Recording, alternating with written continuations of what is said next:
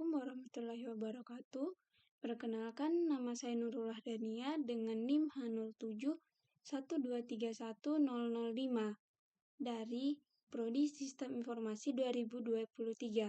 Kali ini saya akan menjelaskan tentang normalisasi data dan juga IRD.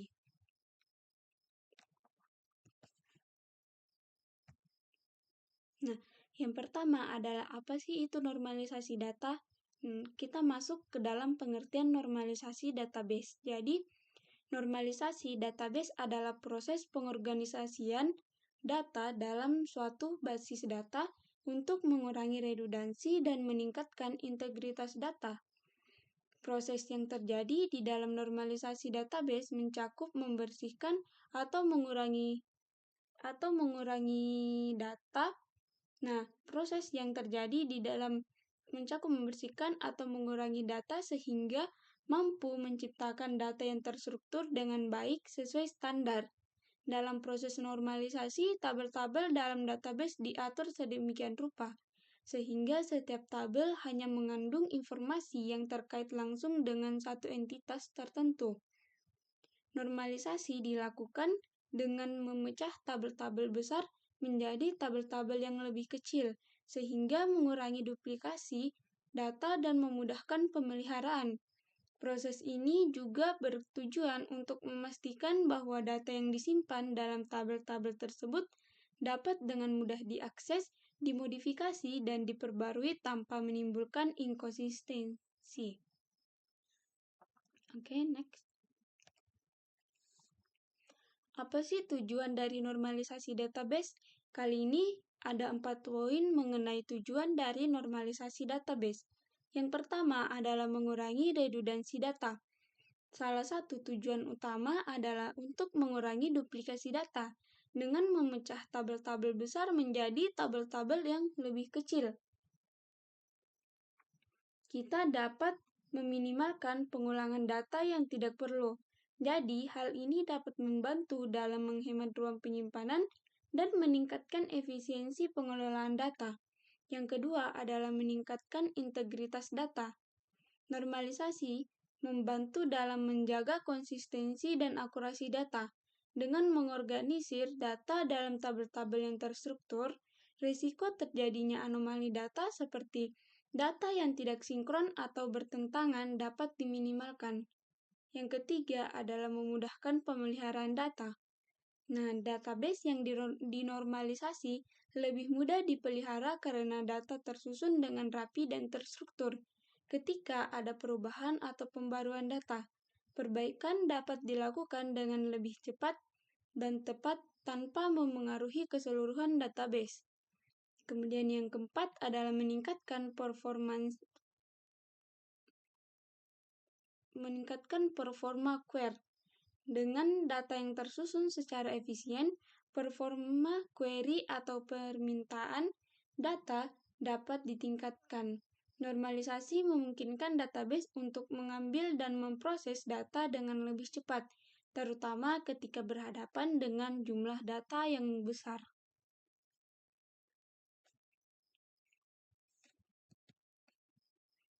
Kemudian, apa sih manfaat dari penerapan normalisasi database ini? Yang pertama adalah penghematan ruang penyimpanan. Jadi, dengan menggunakan normalisasi database ini, kita dapat mengurangi redundansi data. Normalisasi membantu dalam menghemat ruang penyimpanan.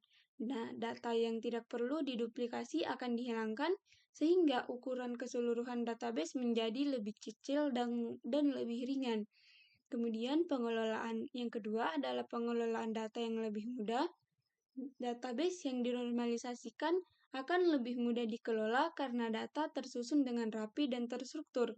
Pemeliharaan, pembaruan, dan penghapusan data dapat dilakukan dengan lebih efisien dan dengan risiko yang lebih rendah terhadap inkonsistensi data. Kemudian yang ketiga adalah meningkatkan kecepatan dan efisiensi query. Database yang dinormalisasi memungkinkan query atau permintaan data dilakukan dengan lebih cepat dan efisien. Hal ini penting terutama ketika berhadapan dengan jumlah data yang besar, di mana performansi query dapat mempengaruhi kecepatan akses data. Kemudian yang keempat adalah mencegah anomali data. Normalisasi membantu mencegah terjadinya anomali data, seperti data yang tidak sinkron atau bertentangan dengan menyusun data dalam tabel-tabel yang teratur, risiko terjadinya ketidakkonsistenan dapat dikurangi. Kemudian yang kelima adalah mempermudah perubahan struktur database.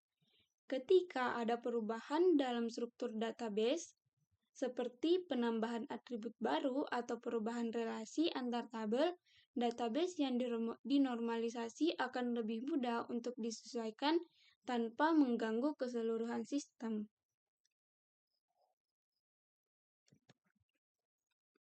Adapun tahap dari normalisasi database. Yang pertama, saya akan memperlihatkan tabel tidak normal. Nah, dari tabel tidak normal ini dapat kita lihat bahwa jumlahnya itu terdapat 2 nilai atau bahkan terdapat 3 nilai yang terdapat pada jumlah.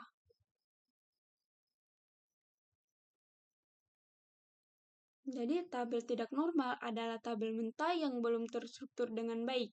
Nah, biasanya tabel ini memiliki atribut yang mengandung multi-value. Nah, bisa kita lihat ini pada jumlah terdapat 2 nilai sehingga sulit. Nah, jadi tabel yang seperti ini akan sulit untuk dikelola. Oke, next.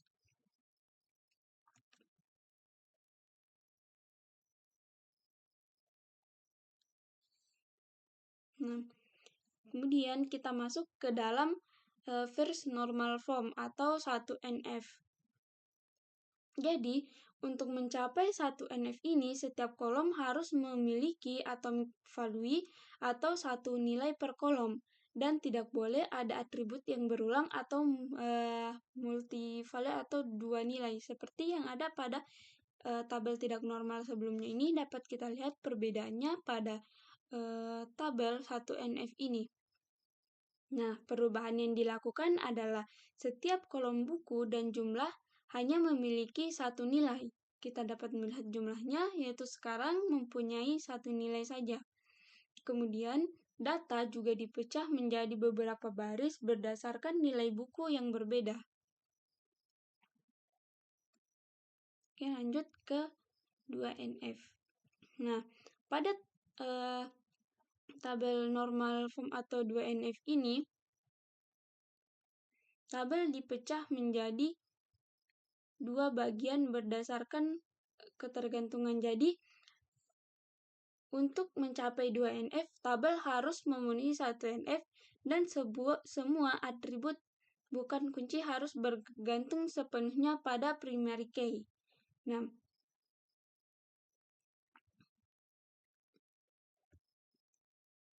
jadi apa yang berubah pada tabel pada second normal form ini atau 2NF ini, yaitu kita memecah menjadi 2 tabel. Yang pertama ada tabel pesanan dan tabel detail pesanan. Jadi dapat kita lihat terdapat 2 tabel. Nah, tabel pertama adalah tabel pesanan dan tabel kedua adalah tabel detail pesanan. Jadi, tabel pesanan ini adalah ID pesanan adalah primary key dan ID pesanan yang berada pada tabel detail pesanan adalah foreign key ke tabel pesanan. Jadi syaratnya adalah seluruh atribut harus bergantung pada primary key dan bila ditemui adanya ketergantungan parsial, maka atribut harus dipisah di tabel lain dan harus dibantu dengan foreign key. Oke, next. Nah, sekarang adalah tier normal form atau 3NF. Jadi, dapat kita lihat perbedaan pada 3NF ini dengan 2NF yang sebelum ini. Nah, di sini terdapat tiga tabel, yaitu tabel pelanggan, tabel pesanan, dan tabel detail pesanan. Jadi 3NF itu untuk mencapai 3NF, tabel harus sudah memenuhi 2NF dan tidak ada transitif dependensi atau ketergantungan transitif. Kemudian, mengapa pada 3NF ini terdapat tabel pelanggan? Karena pada tabel pesanan sebelumnya, kolom alamat bisa redundan jika pelanggan yang sama membuat banyak pesanan. Maka dari itu kita membutuhkan 3NF ini. Nah, transformasi ke 3NF. Jadi, pemisah data antar pelanggan menjadi tabel sendiri untuk menghilangkan redundansi data yang dapat saja terjadi. Dapat kita lihat sekarang pada ini adalah tabel pelanggan. Jadi, ID pelanggan ini adalah primary key. Kemudian pada tabel pesanan terdapat foreign key ID pelanggan yang terhubung dengan tabel pelanggan. Kemudian, pada tabel detail pesanan terdapat foreign key yang terhubung dengan primary key yang ada pada tabel pesanan. Jadi, pada tabel 3NF ini dapat kita lihat bahwa tidak ada lagi yang memungkinkan untuk terjadinya redundansi data. Dan pada 3NF ini kita juga akan lebih mudah untuk menggunakan sistem CRUD atau jika kita ingin melakukan perubahan pada suatu data karena tidak adanya data yang nilainya 2 atau data yang duplikat. Next. Selanjutnya adalah IRD. Jadi apa itu IRD? IRD atau Entity Relationship Diagram adalah sebuah diagram yang digunakan untuk memodelkan struktur data dalam sistem basis data secara visual. Jadi IRD ini membantu menggambarkan hubungan antar entitas atau tabel dan atribut-atributnya dalam sebuah sistem. Nah, dapat kita lihat ini adalah IRD dari tabel-tabel ini. Kemudian kita dapat melihat ada tabel pelanggan. Jadi pada tabel pelanggan terdapat primary key, pada tabel pesanan terdapat primary key, detail pesanan, buku, kategori, dan juga pengiriman.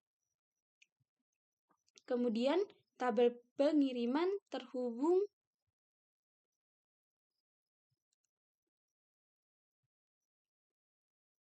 Kemudian pada tabel pesanan terhubung dengan tabel pelanggan, yaitu pada tabel pesanan foreign key ke tabel pelanggan. Kemudian pada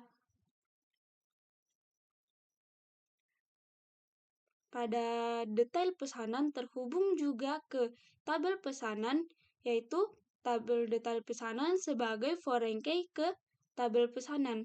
Kemudian pada detail pesanan yaitu terdapat jenis buku. Nah, detail pesanan ini foreign key juga ke tabel buku. Kemudian pesanan itu pembayaran yaitu foreign key ke tabel pesanan.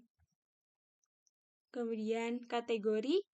Nah, jadi kita memisahkan buku dengan kategori agar tabel lebih mudah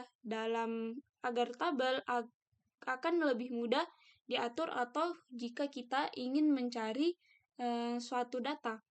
Kemudian pada tabel kategori, pada tabel buku yaitu foreign key ke kategori.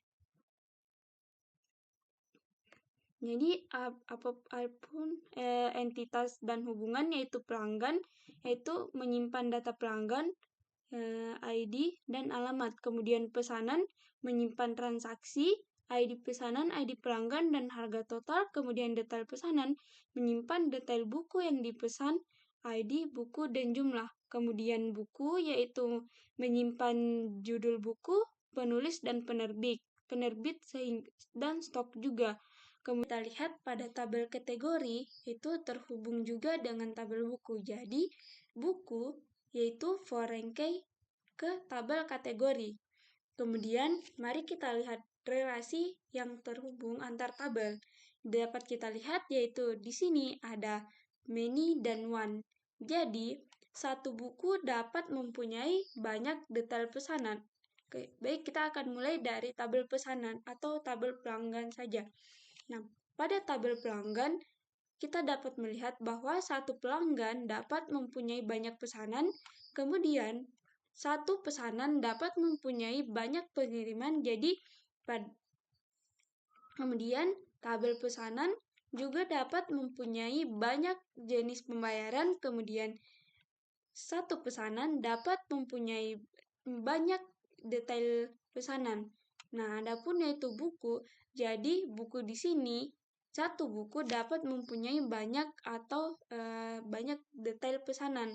Kemudian kategori, satu kategori buku dapat dipunyai oleh banyak buku.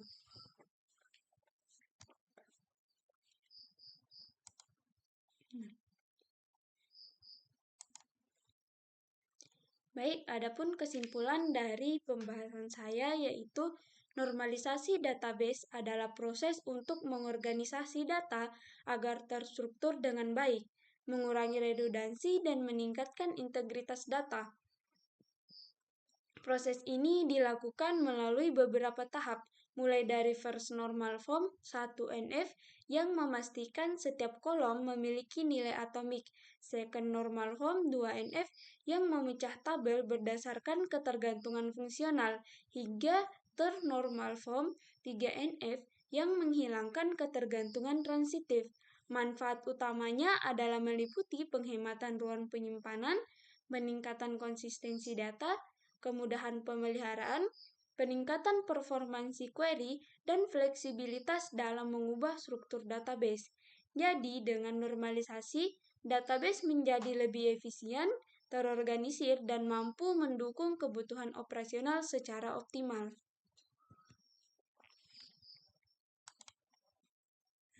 Terima kasih, sekian dari saya. Nurullah Dania, wassalamualaikum warahmatullahi wabarakatuh.